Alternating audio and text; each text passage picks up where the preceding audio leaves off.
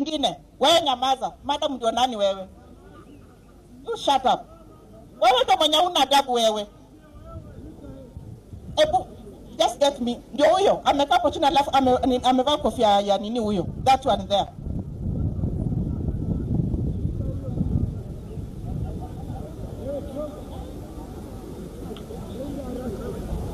Amekaa chini, amevaa kofia white, anawaangalia that man.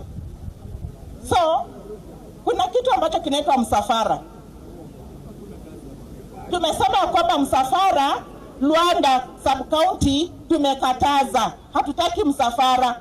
The reason being, msafara unapofanywa, wanafungia watu wengine barabara. Msafara unapofanywa, wanaweka roadside collections. Wanaforce watu wengine kutoa pesa ambao hawapata kwa hiyo maneno ya hiyo matanga. Wanaforce watu na nguvu. Wanachukua hata saingia hata fimbo. Wanagonga magari ambazo hataki kusimama. Ndio maana msafara tutaki. Tulifanya mkutano na watu wenye hizi disco hizi. Wanaitwaje watu hizi?